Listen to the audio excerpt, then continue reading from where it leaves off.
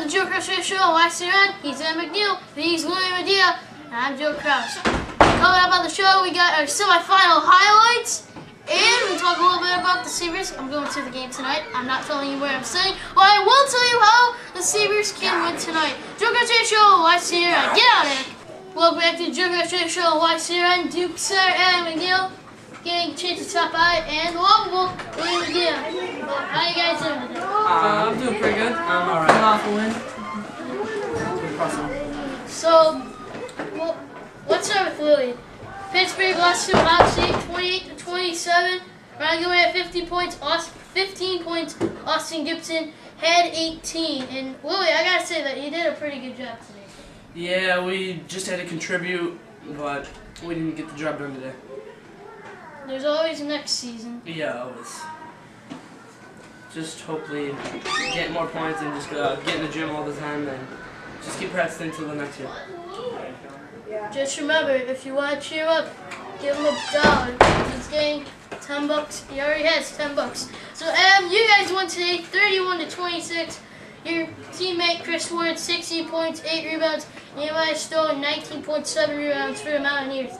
I gotta say, Adam, you probably had your best game of the season, with you getting lots of points today. Yeah, I think I did. I saved all my energy for the postseason. Sandbagged a little bit in the regular season, and now I'm really turning it on in the postseason. Joe Kraus Show, YCRN, Louis Medina, Adam McNeill. So, Duke is moving on, and Louis, you're in your analyst mode, put your analyst cap on. But anyway, so we got Pittsburgh and Duke. Who do you think's gonna win, Louis? Well, in the past, Duke could contribute more, and they you could see that they're a really good team. So I'm gonna have to say that Duke is gonna have the edge in this game.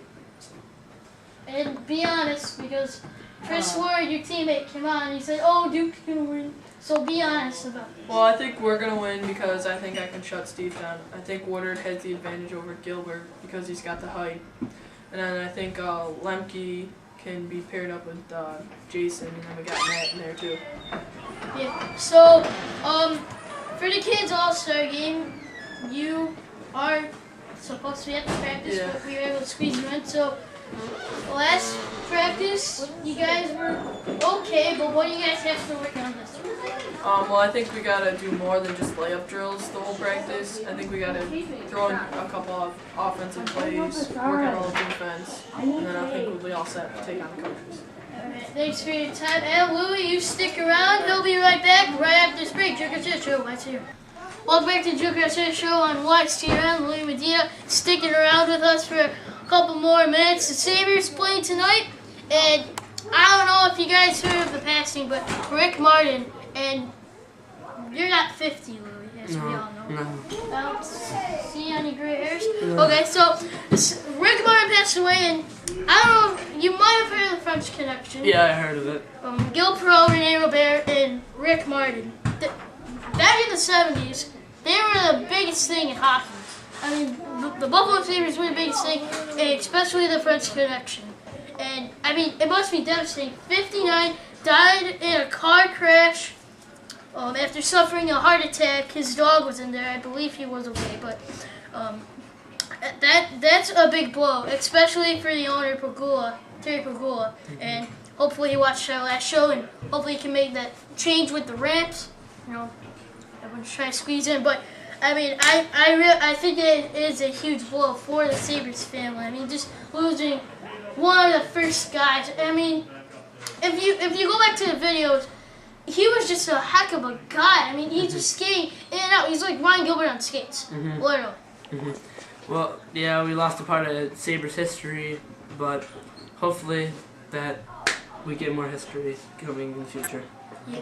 So, the Sabres, they've been actually pretty good, and I don't know if you heard this, Louis, but Thomas Vanek, with his goal on Sunday, he became the 7th player in the NHL to score 25 or more goals since the lockout.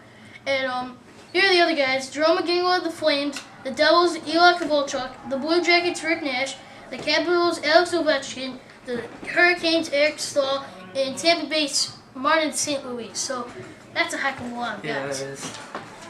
So, we got the NCAA March Madness too, and that's pretty good. I sort of messed up on my bracket actually. I have to say, I screwed up. No one's better than Joe Lenardi, the ESPN bracketologist.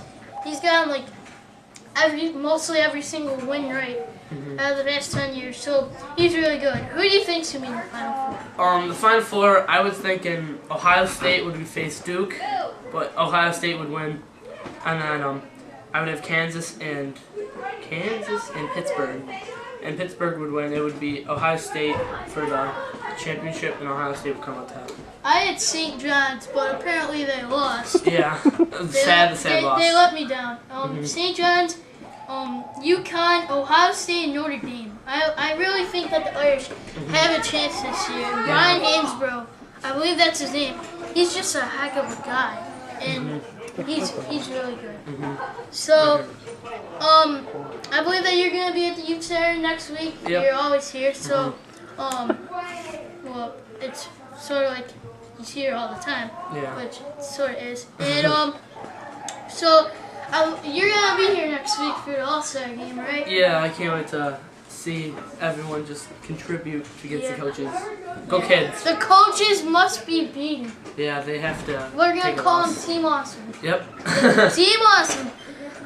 If you don't know what we mean, check our first show. But Team Awesome, let's go Kids. Yeah, they have the advantage. And we talked about this last week. They have the advantage this year because they have the height. And it's all important about the height. But they got like 5 guys are like Yao Ming size. Yeah, they have Chris Woodard and Adam McNeill, as he was just on. Yep. And Steve Craig, which they're pretty decent tall guys. Yeah, and I don't know if there's gonna be a referee. I believe Steve Otzmeyer, but I don't really know. But I'm not sure.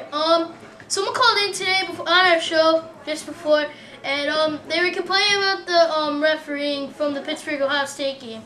And I would have to say that it was pretty bad. It really was bad. And here's why. First off, you're calling fouls for no apparent reason, and I don't know. But I think that Eric Fetterman should get the blame for this. He just kept calling ridiculous fouls. Yeah, well, the one play, Chris was standing there, and Gilbert pushed him over. Yeah. So. Unbelievable. And they didn't call that. I know, it's ridiculous. And then they call fouls on you. And I don't know if this was intentional, but I don't know if you saw Alex, the Pittsburgh coach, snapping his whiteboard in half. He's like, I barely did it. But he's breaking stuff. And he's yelling, and I don't really want to dog Alex, but he's yelling at kids that broke the Wii. Well, I would be pretty upset if someone broke the Wii or the Xbox. But still, you can't just break a whiteboard like that. Yeah, you just can't snap like that. That's not, like, original. Alright, so, that's it for our show today. And, one last thing. Who do you think's going to win the championship for the NCAA? NCAA, I got Ohio State. Ohio State is just pretty good this year, so. I got him too. So, Louis, thanks for being on. We'll see you next week. Wait, Louis, come back. We'll see you next week. Here we got our championship, Pittsburgh and Duke. You gotta be there. And then we got our kids all-star game. Louis and I will have the call. So we'll see you then next week. Joe Kraus Show. Bye, see you. Bye. Bye.